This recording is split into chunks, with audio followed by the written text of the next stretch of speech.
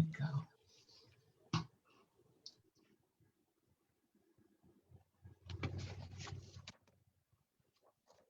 Okay.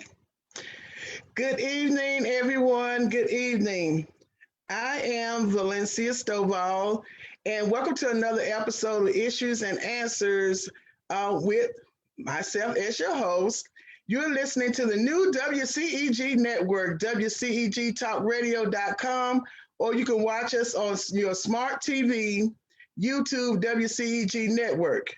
We're the worldwide community empowerment group where we speak life into the community. Like us on Facebook, follow us on Twitter, Instagram at WCEG_talk_radio, and also at WCEG Network. And the disclaimer is the topics and opinions are those of the show hosts and guests and not of WCEG Network. So thank you for your continued support of the WCEG Network. And we're going to get right into our show for today. I was trying to find my live connection so I could share on my page. I don't know if I didn't see it yet, but we'll keep going. Okay. So today I have as my special guest, Miss Christina Guillen. Hello, everybody. And Christina is the founder and headmaster of Seven Pillars Career Academy Charter School. And this is, I've been knowing Christina, give you a little background, since 2017, when she served on my strategic planning committee for the Educate Georgia Summit. That was held at the state capitol. And of course, many of you all may know that we did that for about 3 years as a state representative. That was one of my greatest events that I hosted. I might host a lot, all of them are great, but that one was one because it was statewide. It was beyond my district in District 74. And so talking with Christina, she shared with me about her vision for a school. And also she and another person that she had with her actually won a prize for the most innovative idea during the event. And so she had a lot of energy, and we got a chance to talk about charter schools. I explained to her about my support of charter schools for all the years that I've been an elected official, and even before I was an elected official, my support for charter schools. So please welcome my guest, Christina Guillen. Hello, everybody. Thank you so much for having me. It's such an honor to be here today.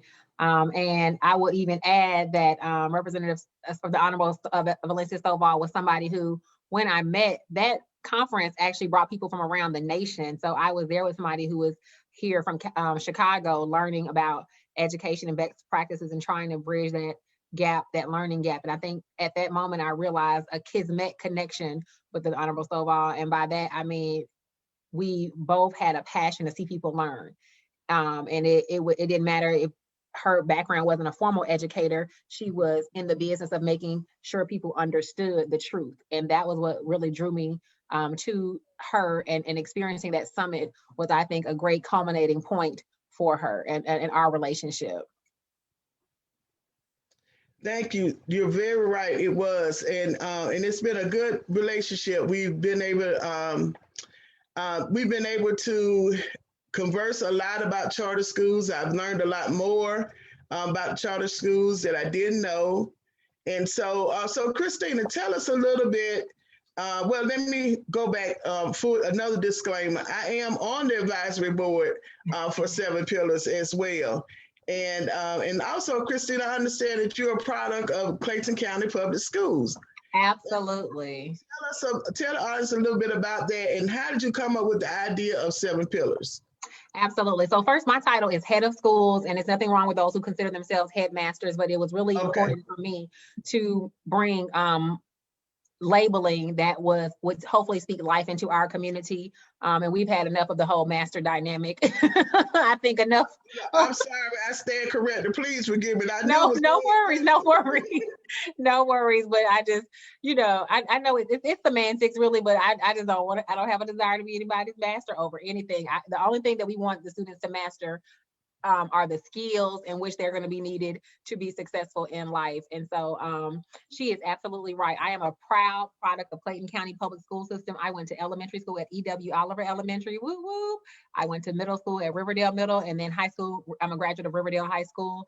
And then I went on to the University of Georgia. And so I am somebody who has had a chance to really experience the education system and the public education system from the Rudy to the Tootie, so to speak. And what I saw was that there were some great opportunities. There were some great experiences that I received from my district, but there was a lot more that we could have been exposed to that would have really helped to determine a different adult path. Mainly the generation that I am from, we always knew college was important. It was always pressed upon us. What I think we really lacked was the understanding of the impact of high levels of student loan debt.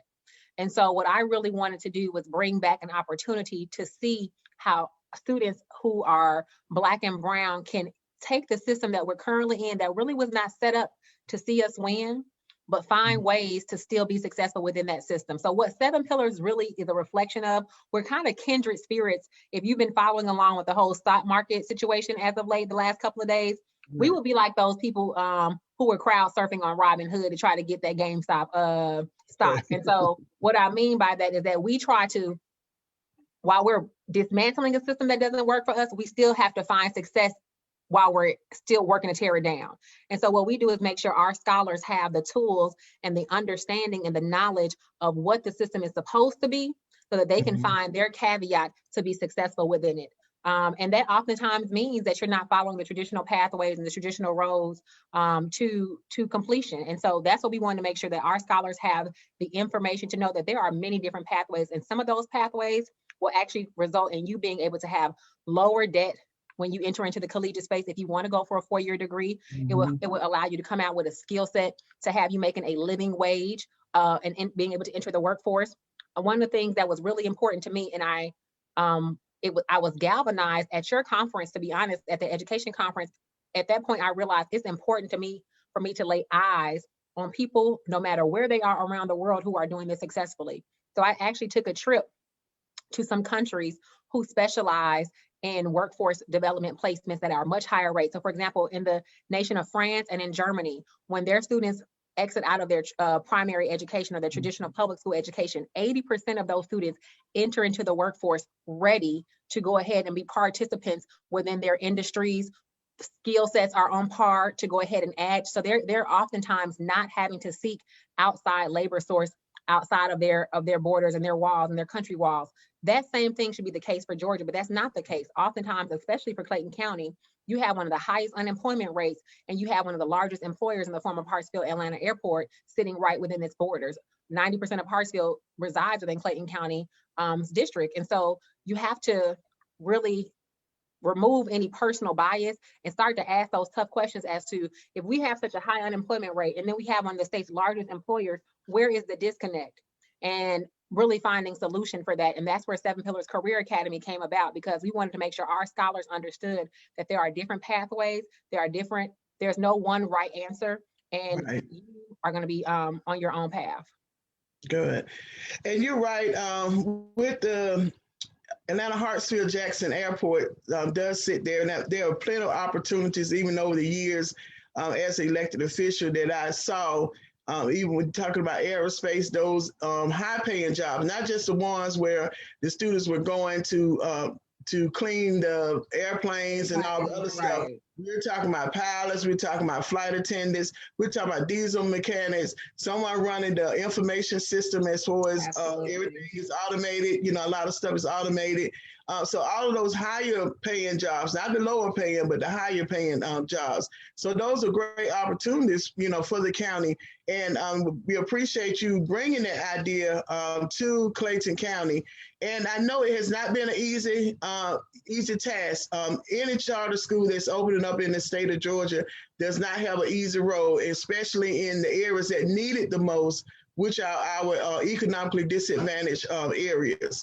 And so with charter schools, they can't be in competition with the traditional schools, they have to offer something that the traditional schools in that area is not offering. And so with yours, of course, was the career pathways that you were offering that none of the middle schools or high schools were currently offering.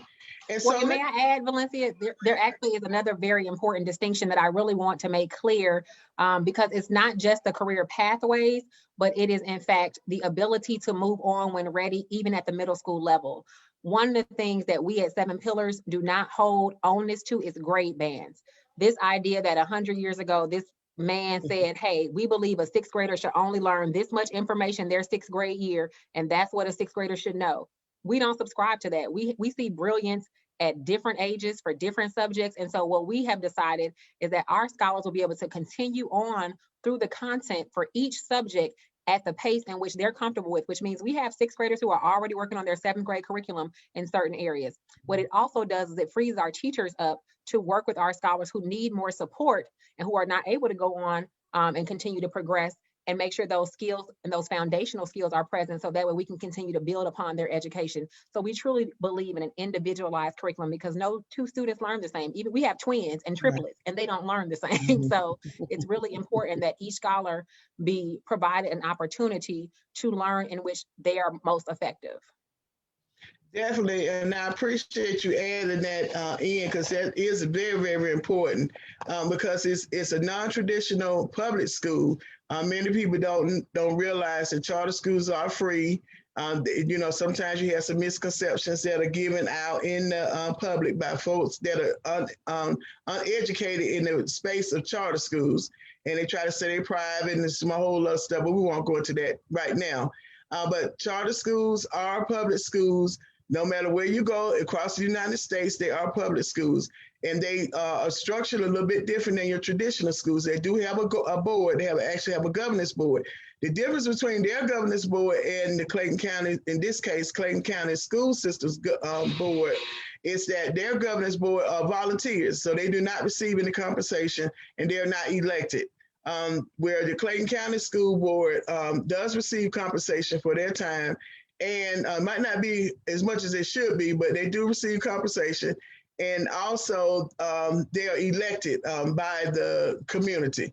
And so with that, where is Seven Pillars located? What grades do you currently serve? And and do you have are you now accepting students?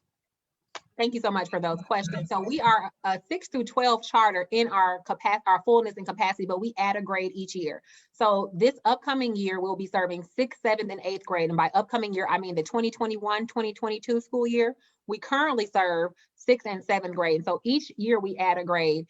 And that was by purpose and by design to make sure, once again, that we're tailoring those curriculums and making sure that we have mastered what our students and scholars need to be able to be successful. In addition to that, we are currently enrolling for our 2021-2022 school year, and we're really excited about that. We actually only have a waitlist application for our 8th grade slots already.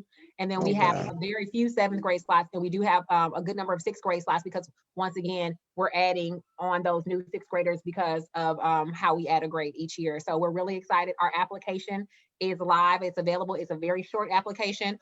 We, unlike a lot of schools, do not believe that a scholar has to necessarily have a certain grade foundation before coming to us. It's important for us that our scholars have a desire to learn, and we'll work out the kinks of anything else. Our application window will close March 31st, so please go onto our website and apply, and then we'll be letting scholars know about their acceptance on the first week of April. Now, how can they, if they're interested and want to know more about Seven Pillars, how can they reach out to you all? Absolutely. One of the quickest ways is to go to our website, www.7pillars, PILLARS, CA for careeracademy.org. So that's 7pillarsca.org. And then you can always, we have a contact us page. You can always get in touch with us there. You can join our mailing list so you can be kept up to date. Or you can go to any of our social media platforms, our Instagram or our Facebook, which are both 7 Pillars Career Academy, and you can inbox us questions there, and we check those daily as well. All right, great. So let's get into assessments. And, you know, we've been hearing a lot about testing and how the state has eliminated some of the, like the milestones requirement because of what was going on with COVID-19. But what many people do not know in our audience is that most of the time when parents think about charter schools, they usually are looking at the charter schools as, I want you to save my child. And when I say save my child, it could be behavior-wise or it could be academically. And with those particular students, not saying that that's the majority, but that's what happened, and that's what I have experienced when I was a board chair of a charter school as well. And so when those students enter into your charter school, specifically 7 Pillars, many of them are several, if not one, many several grade levels behind when it comes down to their curriculum or academics.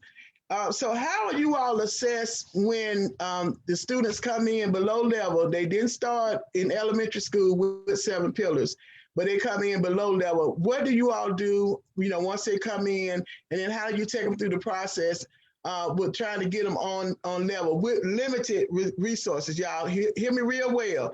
Charter schools do not receive the full funding like our traditional schools, so they don't have access to all this extra tax money, which they should be. That was one of the things I fought for when I was elected. You know, that it should be per student. The amount should be paid per student, and it should follow the child wherever school that they attend. But that's not how our student formula is set up. But go ahead, Christina. Yes, those are excellent questions. And so one thing I do want to make clear, as of right now, we have not received a waiver for testing this year. What the state of Georgia has done, though, is reduce the percentage of impact so that hopefully it does not have as negative of an impact on certain individuals over others. So until we have that waiver in place, a district like ours, who has been virtual the entire time, will have to bring our scholars back for testing. So that is one thing to keep in mind. And that's something that is out of myself, even as a school leader, being part of the public system, we are required to participate in testing mandates. So that is the case with that. Regarding our own internal assessment, one of the things that we did at 7 Pillars was make sure that we brought on teachers who were very experienced in their content area. It was vital for us to make sure that we had teachers who knew the content, because it was going to be a shift to try to get the students and the parents and the community to have measured expectations. Very much so what Valencia said. A lot of times people who are coming to us are unhappy with their current experience. So they've been in the public school system and they feel either let down or they feel like they have been failed by traditional public schools. And so now they're looking for that savior or that relief. And it's not that we can't be that, but we have to once again have measured expectations, because we're still dealing with real human beings, right? And so the capacity of a student is only going to be so much, even with great work. But we have seen some amazing, amazing stuff. What we do is when the student comes to 7 Pillars, we have partnered with companies like NWEA MAP, and we utilize anecdotal anecdotal notes, teacher observations. We do. What are anecdotal notes? I'm not an educator, so I don't know. Okay, I apologize. Okay, so there are different ways that when you look at a scholar's learning, that you can determine whether or not efficacy is there, if they're efficiently learning the information. And so one of the ways you do that is by giving a scholar a set of information, observing how they handle that information, using not just the amount accurate, but the time frame it takes to reach that point of accuracy. Then you teach them a certain amount of content, then you give them that same assessment again, and you take notes. And so these are called track notes. So the student is using the same assessment, and what you're saying is how much more quickly, how much more accurate they are with that information. So that's one of the ways that we help build up students who are coming in with deficiencies already. For scholars who are not showing any deficient space, but actually have the ability to go on and soar, what's so powerful about our program and super exciting is that it doesn't hold them back either. So one of the things, and one of the places that the traditional schools also fail people, it's not just, we think about our learners who learn differently, our gifted learners as well. Oftentimes the traditional school only has the space to teach to the middle. And so those kids who are bored and they're starting to get in trouble, or they're talking a lot, or they're checking out, oftentimes because they've already mastered that content. And so they already know what to do. And so we also allow them to continue on and go forward as well. And our teachers can then create curriculum that's more advanced specifically for them. And so the power in that is that assessment drives instruction. We do not believe nor agree with the idea of testing for testing's sake. We don't believe in arbitrary tests. If that test question does not give us an actual data point that can help our scholars move forward, it's not a viable question for us. So we really take seriously the it's called isometrics. We really take seriously the type of questions we place in front of our students. There were a number of companies we looked at to partner with, and many of them had not been willing to address the bias and the racism found within their own testing structure. What we appreciated about MAPS is that they at least were working towards identifying the bias and correcting them. Okay. Woo, that's a lot. Woo, I'm glad I don't have any children in the school system today. No. So one thing we do is we try to break it down for our parents by we host Thursday night school. Every Thursday, my teachers are so amazing that they're willing to come in for no extra pay. And every Thursday night from 6 to 7:30, they teach, because we know our parents they're not educators, like you said. And so they're at home, many of them for the first time having to deal with their students learning on a quite comprehensive basis. And so we want to support them and let them know that we're in it to win it together. And so we've really seen a lot of success by offering our parents a lot of different opportunities to connect, to get support, and to ask questions. Okay. So, all of the school districts, not all of them, but majority of them have been doing distance learning. And so how did that affect Seven Pillars last year when all the other traditional schools, everybody was thrown, like they just didn't know what was going on, and even with the teachers and all of that? Because I understand that Seven Pillars, you were already utilizing technology anyway before the pandemic hit. So talk to us a little bit about how Seven Pillars has adapted or readapted to the whole thing of what you're doing.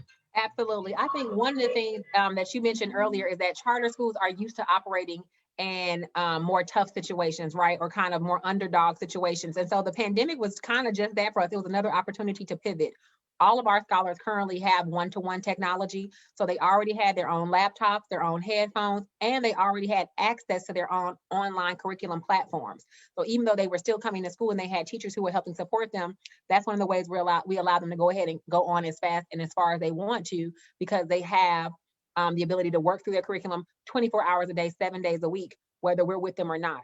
And so what the blessing in that for us was that it allowed us, thank you. It allowed us to be able to focus on the mental health impact that we felt was much greater than the academic impact when that pandemic first transitioned, because we started off by telling our scholars we would only be gone for 2 weeks.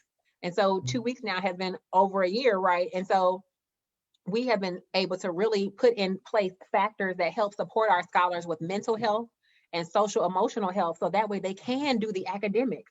So what we find is that when we address the social and the emotional and the mental, the academics fall in place a lot easier.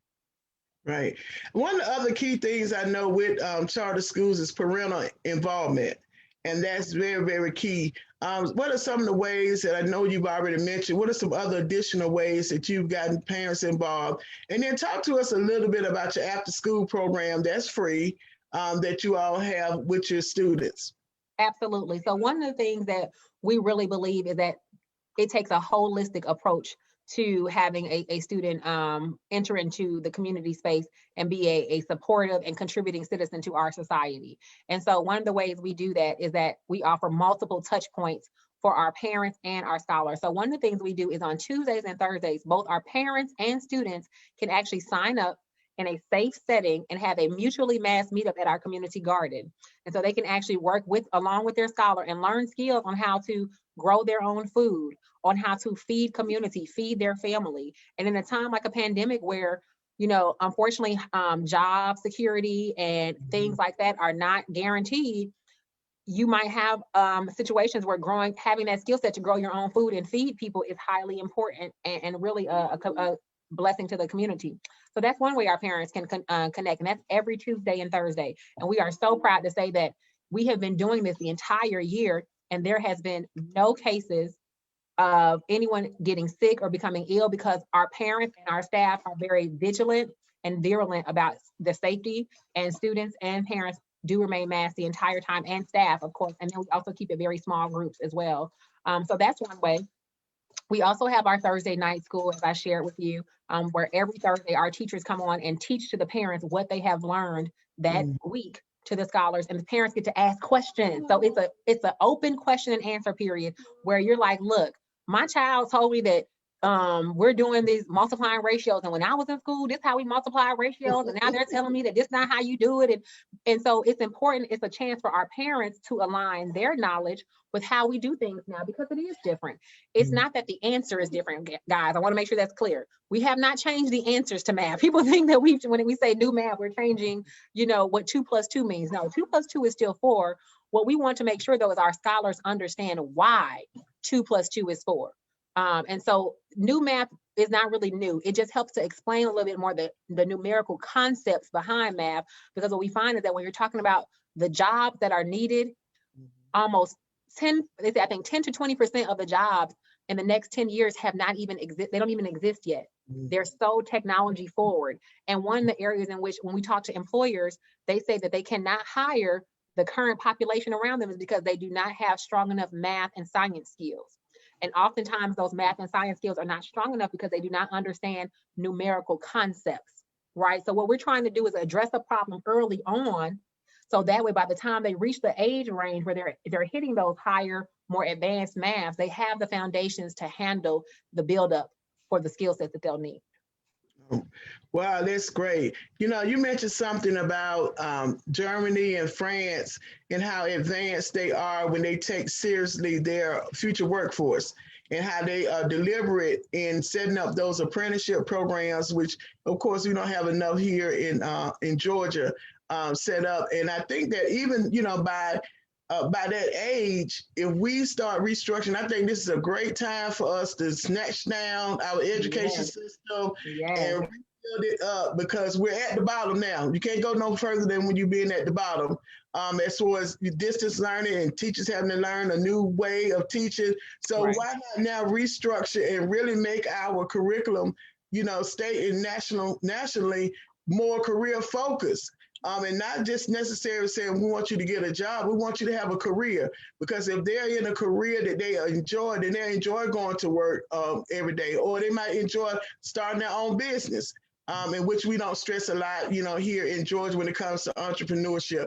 So I think that you all are doing a great job with setting the foundation, and being that you are moving all the way up to 12th grade, those students who are starting with 7 Pillars Career Academy, and eventually will start matriculating as you add on grades, they'll be put in a better place to really be what we call productive citizens and part of our workforce. So thank you. You all are listening to WCEG Talk Radio, and I have to make sure I put this in. And we're the Worldwide Community Empowerment Group, where we speak life into the community. Like us on Facebook, Twitter, Instagram, at WCEG Network. And the topics and opinions you are hearing right now on this show are those of the show host, which is myself, and the guests, and not WCEG Network.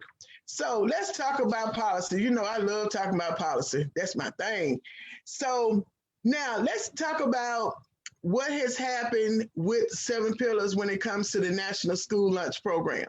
So for those of you all, I want to kind of give a brief background, because we're running our time up. We've been having a good conversation.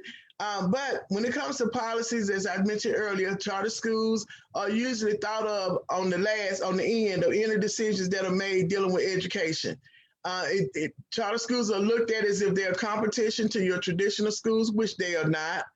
And also, when you look at the charter school parents and students, these parents are taxpayers in that particular county where the charter school is located, or some charter schools might have statewide attendance, like the ones that are virtually. But they're all taxpayers, and so they deserve the same right of knowing how they want their money spent. If they decide to have a choice, and this is what's called school choice. So if I choose for my child to attend 7 Pillars, that should be my choice, and it should not be where the government or anyone else is denying me, and then don't want to appropriate the proper amount of money to go there, or want to hinder me from the school from getting a building that's due to them because it's my taxpayer money. So if there's a building in Clayton County or anywhere else where a charter school is located, it should be, that's my taxpayer money as a taxpayer. And if I want my child to attend that school, then you need to support that school. So tell us about the National School Lunch Program and what happened with policy and how that's affected 7 Pillars. Absolutely. And so the National School Lunch Program is what helps to provide free and reduced lunch for the students across the United States of America.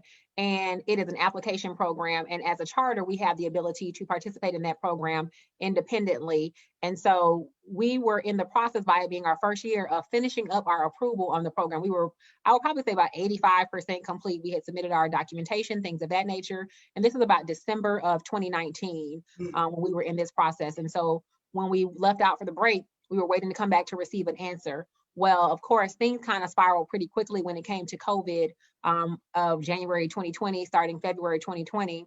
And when everything shut down, that also included the National School Lunch Program, of course, because everyone was in that state of unknown.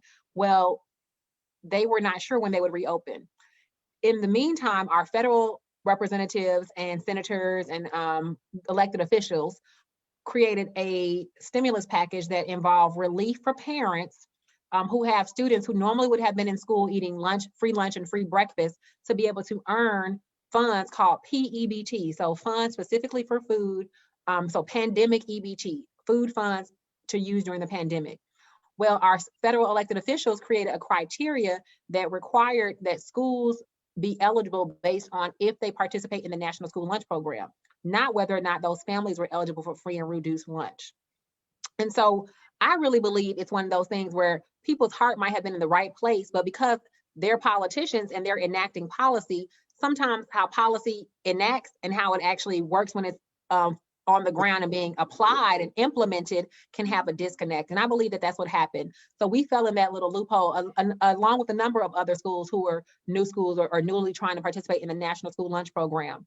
And we were not able to participate, and our parents were denied access to those PEBT funds. And for some of our families who have twins or triplets at our school, you can imagine that impact became even more exacerbated because of the number of students they had attending our school, even though they qualified for free and reduced lunch. So what we really wanted to do was make sure that that changed. But unfortunately, because the pandemic is still in its place, the National School Lunch Program for the state of Georgia is just now starting back up the processing of applications. And so if in fact another stimulus package is approved that contains the same criteria as the original package, our parents would once again not be eligible for funds that they by law should be eligible for, because they do qualify based on their income for free and reduced lunch.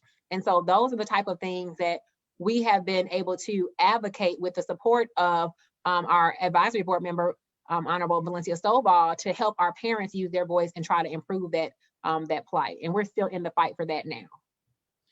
Thank you. So, when you look at things like that, some people look at it as something minor, but in issues that come up, and like you said, the elected officials usually, a lot of times they are not as abreast on issues unless it's something they specialize in. And so sometimes, like you said, they meant well by saying, okay, we want the National School Lunch Program for them to participate, but they didn't think of that there are charter schools that might be early on in the process, or that wanted to exercise their right of choice of flexibility, which is given to charter schools, that they don't have to go up on the lunch program, like, for instance, up on the Clayton County Public Schools. Even though the school system had authorized this charter school, the charter school still had a right by state law to exercise the ability to offer their own food program. And so with that, because it's a small amount that got caught into the loop, but they still got caught. And so, like she said, it was one parent that had triplets at the school. So even though you had parents that had students in Clayton County Public Schools, they got their $250-something PEBT, but this parent just thinks she's supposed to got 3 times $256 for her children, and she didn't. And because of a choice that she made, she was punished for that choice. So we're in the process now of activating our parents, and we're asking you all who are listening, audience, to join us. I'll be posting information on my Facebook about how you can join us with elevating that voice to say, don't leave about, these are our babies. These are our children. It does not matter that the parents made this choice. They're still a part of, should be a part of the National School Lunch Program. And even when I was elected before my term ended, I sent a letter to Georgia Department of Education. I hadn't gotten they responded, said they was going to check into it, but I guess they waited till my term expired and then decided they're not going to return the information response. But guess what? We still know where to find you at with that. And we still know some people that's elected to be able to help fight, on behalf of not just Seven Pillars, but those other charter schools that were caught in that particular loop. Another issue that you all might not have known about that affected charter schools across the state was the subsidy child care money. So when the pandemic hit, there was money set aside by the governor's office for schools whose children who parents had to go to work and needed assistance with caring for their children while they were at work because of distance learning. And so there were money they can apply for. It was a subsidy grant, which means they didn't have to pay it back. And what happened with the charter schools, they were left out of the whole loop altogether. Was a parent brought it to Christina's attention. Christina contacted me. I contacted the Department of Early Child Care, which is DCARE. I sent a letter to the governor's office, the House Speaker's office, the Lieutenant Governor's office, because all of them needed to know. And these are ones that are in support. These elected officials are in support of this charter school. And I knew they must not have known this, because this right here seems like something ain't right. So we sent that out. We got, and I'm sure other activist groups, sent the same information out.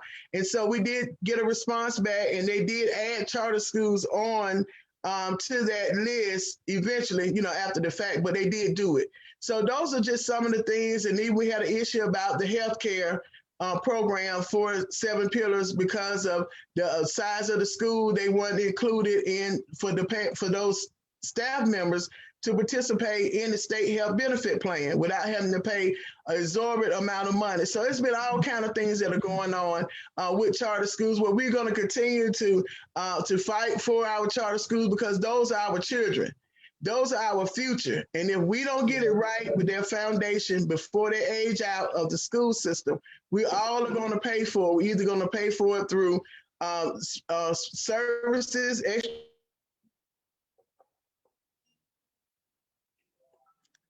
I think he went on mute, Valencia. Okay. Yeah, okay. Through services that they probably don't need, or through the penal system. So, Christina, I know you got to get ready to go because you got to. No, you're fine. He's able to cover. I'm good. We're fine. Okay, all right. I want to make sure we kept within. One of the things you all know, I started Georgia Youth Career Center, and one of the reasons I started was because I saw the need of career services that were needed for our young adults and our youth. And so I'll be starting when we're focusing on the 12-year-olds all the way up to 23, because they need those career counseling and training. And so it's the Georgia Youth Career Center. You can visit my website to find out more information about this new program. And it is the 3www.wixsite.com/careers, or you probably just can Google Georgia Youth Career Center and see what comes up. But we're still building on it. We're working on our Facebook page and everything to be able to let you know.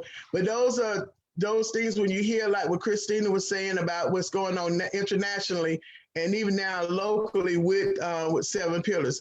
So to get in contact with Seven Pillars, if you have a 6th grader, 7th grader, or you're going to have an 8th grader next year, definitely try out Seven Pillars. They have small classroom sizes, and they really give good attention to their students. And if you don't have kids and you want to be a part of Seven Pillars, they are looking for corporate partners. And when I say corporate, that means business. So you could be a small business owner.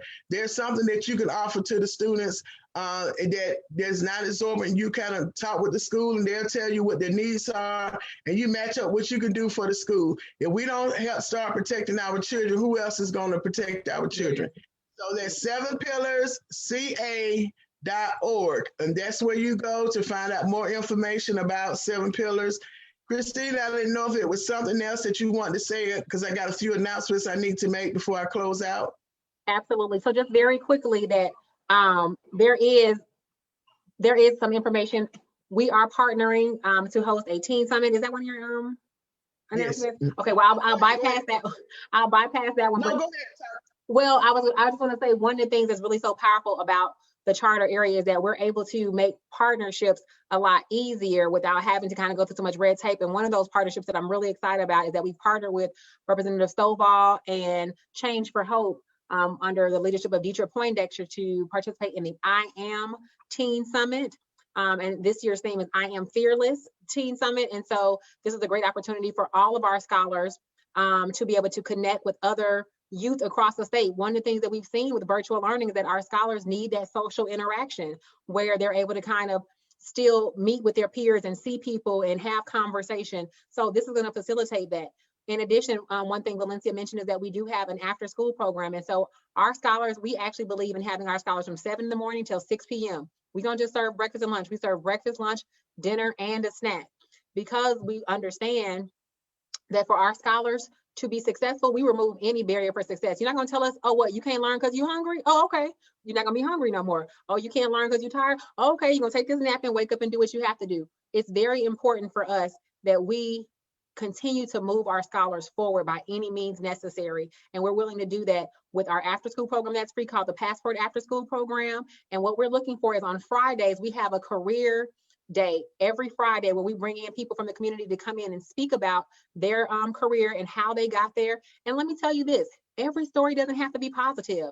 If you started that business and it didn't work out, that is just as valuable for our scholars to hear as those who started that business and became millionaires, because we know that for every millionaire, with the exception of those maybe who receive like endowments or parent money, you had failures before you reached that point.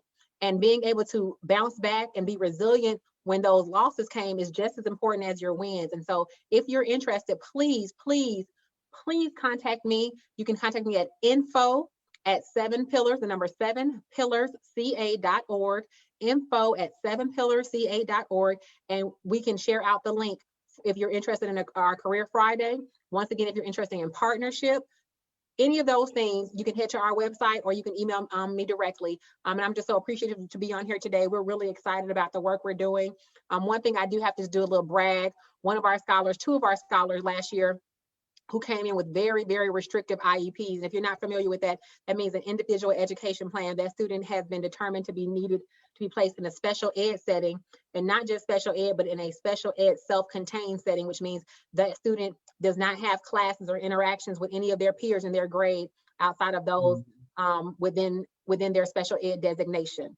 Well, that scholar not only learned how to use their own voice, but they advocated for themselves at their IEP meeting to not only be removed out of self-contained for certain subjects, but that student actually advocated to say, you know what, I'm not quite ready to come out of self-contained for this subject because I still need that one-on-one help. How powerful it was for this student to not only see themselves as a viable participant in the community, but somebody who was responsible for their own future in education. And of course, we have way less issues when it comes to behavior, when it comes to getting work done, because he chose that for himself. So when he doesn't do his work in his more traditional blended classroom, he's now in a collaborative setting, which means he's in the classroom with other peers of his age. When he doesn't do that work, all we have to say is, hey, remember, you said you wanted this and we believed in you. So we get to hold him accountable. And so it creates this beautiful space where scholars are seeing their power, seeing their strength, and using their voice. And that happened with not just one scholar, but 3 other scholars. We got a chance to move from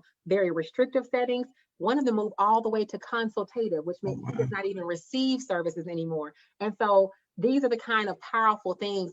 There is nothing wrong with a label that helps a student learn, but having a label for a label's sake is detrimental. And we want to make sure that we're continuing to move our scholars and see them grow. Thank you so much, Christina, for letting us know all about 7 Pillars Career Academy. And I want to give a special shout out and thanks to your governance board. They work so hard. Yes, thank you, board. No, they work behind the scenes working. They get beat up a lot of times for advocating for the school, but you know, that's what we have to have. Everybody has to be advocating in your space that you're able to do. And if by chance any of you all want to make donations to the school, you can still go to their website, 7pillarsca.org. They do accept donations, and it is tax write-off. So yes, it is. Get it in this year, then guess what? By the time next year comes, you get you some tax write-offs. But we thank you so much, Christina, for joining us today. And hopefully, listening audience, you all were able to gain some more information that you didn't know about charter schools, and especially about 7 Pillars, which is located in Clayton County, in Forest Park, the city of Forest Park. And so she mentioned a little bit as I can begin to close out about the Teen Summit. So Christina is one of the speakers, along with some other powerful women who will be speaking, and with the lead of Deidre Poindexter, we have two students who are actually going to be the Mistress and Master of Ceremony for the event, and it's going to be Saturday, February the 20th at 11 to 3 p.m. I had to remember. But if you go to the website, change the number 4, hope, HOPE.org, your child can get registered, and it's free, so it's no charge, and it's for middle school and high school students. And we're going to be talking about how to become powerful, more powerful. You're already powerful, but how do you become more powerful? And you hear from experts from all different industries that'll be talking about their experience and motivating our young people. We have music, entertainment. We won't be serving food because it's virtual. But you all you want at your house. And so this is the 4th year of having the Teen Summit. I've collaborated with Ms. Poindexter for the at least past 2 years, maybe 3 years, with the Teen Summit. So it's I Am Powerful Teen Summit. There is a Facebook page, I Am Powerful Movement, or you can go to Change for Hope. You can Google Change for Hope on the website, on the internet, or in Facebook. She does have a Facebook page. Now, on Monday, February the 15th, which is when I'll be back again with you all, I have a guest from the Georgia Department of Community Affairs. So many people don't know, what in the world does that department do? Well, guess what? You got to tune in to find out. They do a lot of things to help in our community. They provide grants to different organizations. They help our local governments to be able to function better. They even deal with housing. They deal with energy assistance, all of those things that are important. And so you're going to learn about it. Even deal with economic development as well. So make sure that you are tuning in on Monday, February the 15th at 4 p.m. We'll be right back here. And also, I'm reaching out to my colleagues. I know that my former colleagues, they're in session. And another thing, if you all want to view what's going on during legislative session, you know that you're welcome to do that. Go to legis.ga.gov. That's legis.ga.gov. And you'll be able to watch and see what the House of Representatives, what they're talking about, and even on the Senate side. This is on the state level. And also, you can also participate in the committee meetings. So they're soon now starting to have committee meetings because bills have been introduced from all the different legislators on the House and the Senate. And so they have to go through the process of being heard through the committee. Committee has to vote, and there's another process before it's actually voted on and before it even makes it to the governor's desk. So that's a process. But those proceedings, when they're in their chambers, is very interesting. It's a very high energy. And if you want to know how these laws affect you, policies that are implemented in the state of Georgia affect your everyday life. It affects your education. It affects your health care. It also affects your economics. It affects your jobs. It affects everything that you can think of. How much taxes you're going to pay, whether you're going to get that tax break when you get ready to file your taxes in February or not. Transportation, can you get places? You say it again? I said transportation, like can you get places, you know, when buses come? How your roads are maintained. I mean, everything you do is affected by policy. And the more and the faster that you understand that, the better it would be. The website again for the Teen Summit is change, CHANGE, for hope.org. The website for 7 Pillars is the number 7, Pillars, PILLARS.org. CA.org. I'm sorry, 7pillarsca.org. Okay, I don't know, my mind was running. 7pillarsca.org. Thank you. Now, another issue that's been going on with unemployment, and I have about 7 minutes left, the insurance claims being paid out. So when I was in the House as a representative, I worked with some dynamic colleagues of mine about the unemployment claims. And of course, we were on TV talking about those claims not being processed and then not being paid. So you can process them, but if you're not paying them out, then the people are still in the situation they're in. And that's when you're looking at rental assistance. Why there's such a high need for rental assistance is because the people who were working, these are not people that hadn't been working. They've been working just about all their workable lives, and they filed an unemployment claim, and they had not been paid. And some people are still waiting from August to receive payment for their claims. So guess what? You're still in need of food. You're still in need of paying your rent, your car insurance, and all kind of things that you just need for regular life. And now you're dependent on a state agency that seems like they're not even being responsive like they should. And this is a state agency that, of course, is elected. That person, that commissioner, is elected by you. And the election is coming up 2022. So you all need to definitely remember, whatever you've been hurting through with the COVID-19, don't forget it. You have the city elections that are coming up this year, 2019, in November. And then next year, you have the state elections that are coming up. So every time you haven't been able to do something and you contacted your elected officials and they've not been responsive or they're taking things personally, you tell them, hey, you were elected to serve, to make sure what the needs are, to try to find a solution. And my job as a voter is to help support you in trying to get those needs met.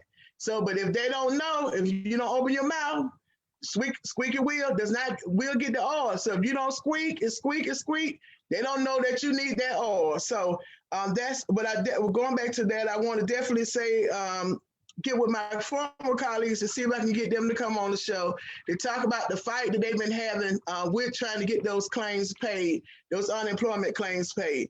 And I have nicknamed them the Wonder Women of the House.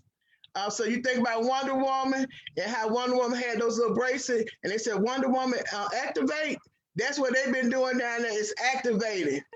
That's a great term, the Wonder Women of the House. That's great. Wonder Women of the House. And when anytime you have a state elected official that's claiming that these House of Representatives are trying to make him break the law, there's something that's wrong. No, what they want you to do is do your job and pay those claims out. And it's a lot more that could be done. So I'm going to keep working with getting them on, even if I can only get one or two, because I know they're busy during this time, but I want you all to be able to hear from them and see what work you can be able to do by making some phone calls, sending some emails, light up that phone down there at the state, down there at the DOL office with the commissioner. And let them know that it might not affect you, but it's somebody you know that's affected by those claims not being paid. So thank you all so very much for tuning in. I think we're at 4:56 now. Definitely, we look forward to talking with you all again in a week's time. And thank you again, Christina, for all the work that you all are doing over at 7 Pillars. And I know that one little thing, I got 3 minutes so I can say this. I was trying to make sure I kept within my time. So with 7 Pillars, the unique thing about 7 Pillars was that they were the first charter school authorized up under Clayton County Public Schools, which means that whenever charter school, they have what's called a petition, which is an agreement. And what they have to put in that agreement is what they plan on doing when they open up the school, how many students they're going to serve, and all the other curriculum. It's a very intense process, very intense. So when people say they open up a charter school, don't think they just threw something together and the state approved it, or the local government and then the state approved it. No, it's a long, tedious process. It's not easy. And sometimes you don't even end up getting a planning grant to be able to start planning for it. You end up having to do a lot out of your pocket process when you're planning for those charter schools. So my hat's off to all those who are creating these charter schools, and even the founding board members for that, because it's a lot of time. Yeah. But with that, Clayton County Public Schools had not authorized a charter school in 10 years. And so 7 Pillars was the first one since then. But one of the things I have seen, and this is my opinion, like I said earlier about WCEG, this is the disclaimer, this is my opinion, and these are facts that I know. And okay, and so one of the things I do know is that Seven Pillars is getting support, but not at the full extent that I know that they can get.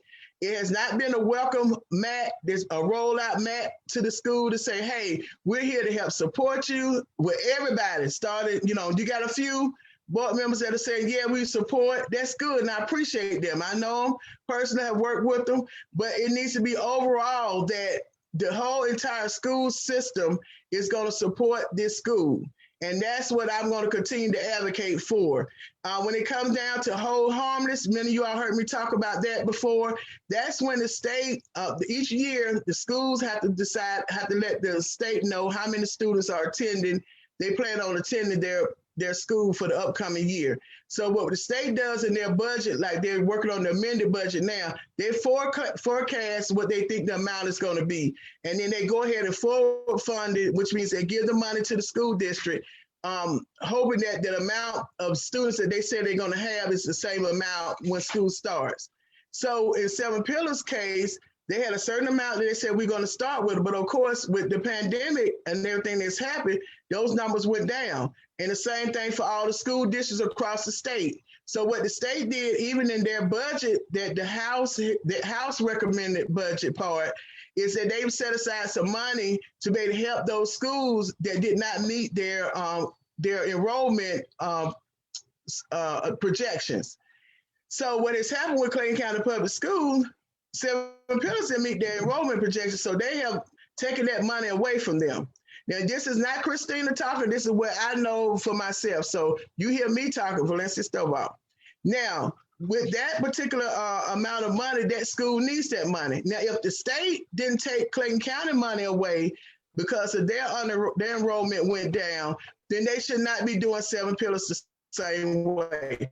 So when you all talk to your school board members in Clayton County Public School, ask them about the hold harmless money and have they reinstated that money back to Clayton County because state of Georgia Department of Education gave them that money, and they're not supposed to be taking that money away from the school. So it was that. I know you have to go, but I will add that some of the board members did work, so at least it's frozen. We haven't gotten it back, but they ain't taking no more right now. So I do want to make sure that that transparency is out there as well. But you're correct. There's a lot of elements. So any parents interested in advocating in that space, we would love to have your support so you can reach out on those same avenues of contact.